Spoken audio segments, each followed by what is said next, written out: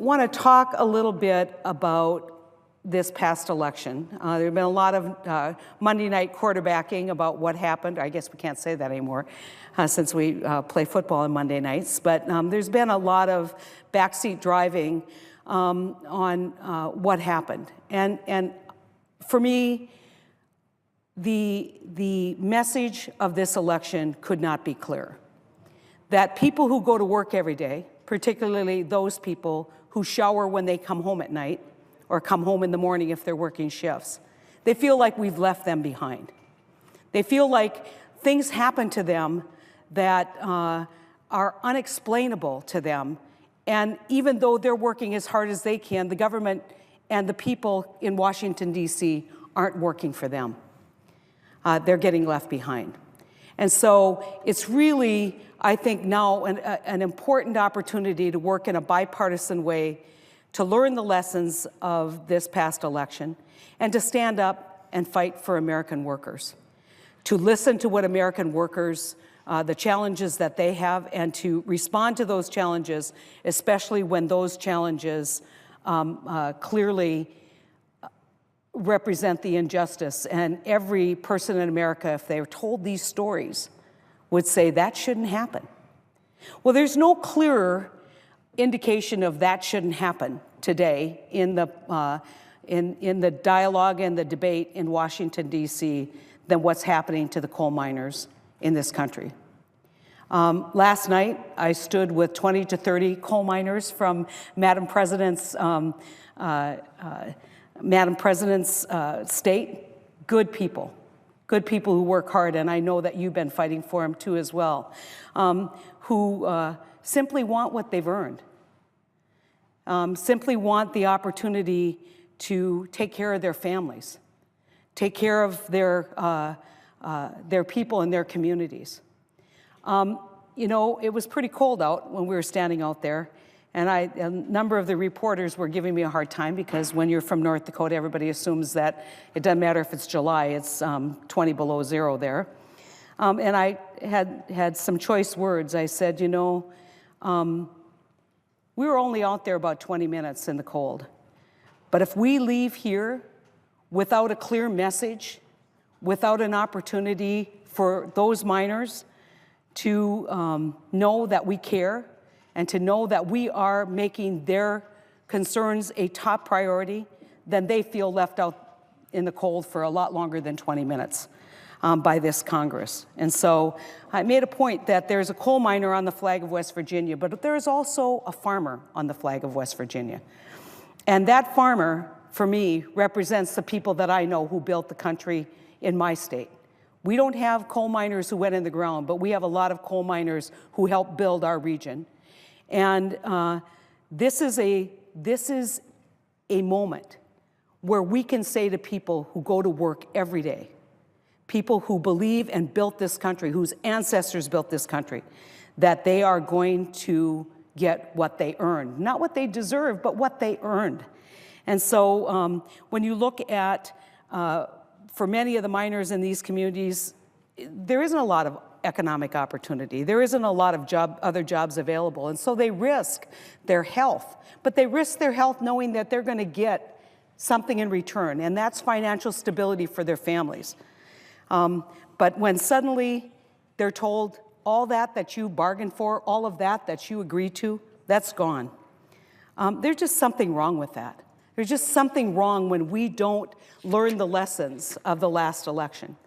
And so the other reason why I think I've reacted the way I have kind of personally with this is I see the string that goes back to what's happening with Central States Pension Fund in my state. And I know the state of my good friend from Minnesota who has joined with me on many of the efforts that we've had on Central States to basically hear the stories of people who worked hard.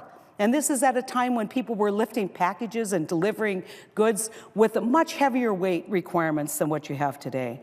And so they talk about the surgeries that they've had, the hip replacements and the knee replacements, and they talk about why they did it. And that's to put food on the table for their families. And when all of that goes away, because we had an irresponsible financial sector that destroyed this economy and made it virtually impossible for these pension funds to cash flow. I think it's time that we stand up for these workers. I think it's time that we take the right fight. You know, I come down here and listen, and I used to preside back when we were in the majority, and I wish I had a dollar for every time someone talked about the American people and the American worker and what they were going to do for them.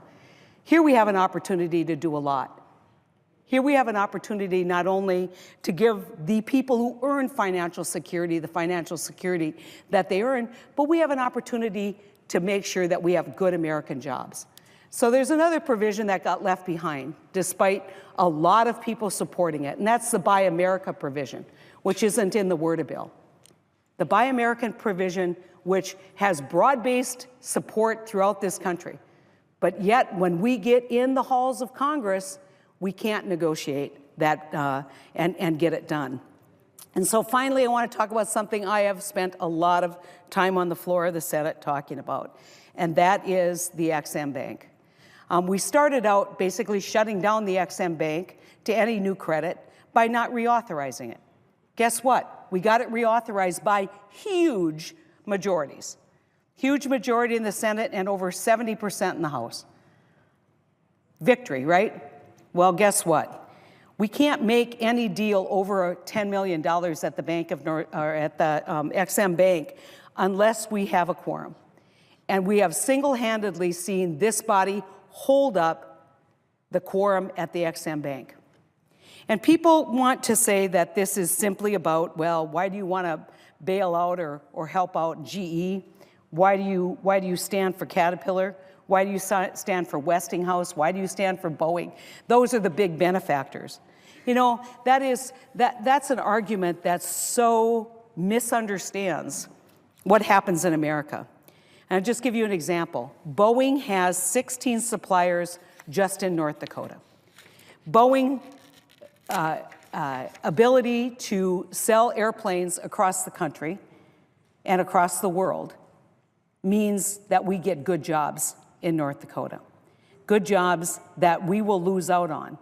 And I have said it once, I've said it many, many times. I don't stand up here and cry for the CEOs of GE or Boeing. That's not who I'm standing up. I'm standing up here begging this body to basically get the EX-Im Bank once again approved. And I'll tell you why.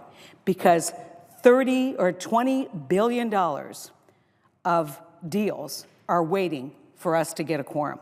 So what does that mean? That $20 billion supports over 116,000 jobs in America. If those CEOs are forced by the lack of credit export assistance, if they're forced to take those jobs overseas, which they already have, thousands have already left this country. If they're forced to take them overseas, that means workers in this country don't get those jobs.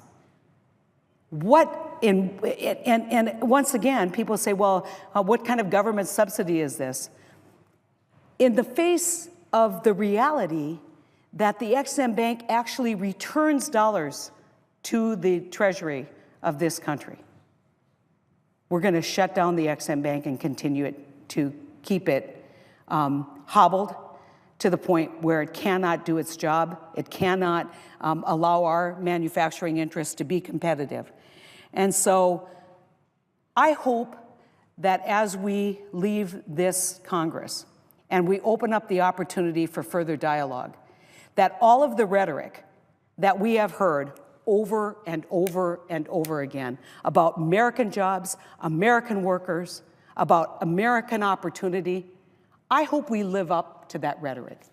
I hope that we take the steps that we need to take to guarantee that American workers come first whenever we set our policies. There's no better place than to address these pension concerns. There's no better place than the Buy America provisions. And there certainly is no easier way to get an immediate result than to get the EX-Im Bank up and running. And it is a tragedy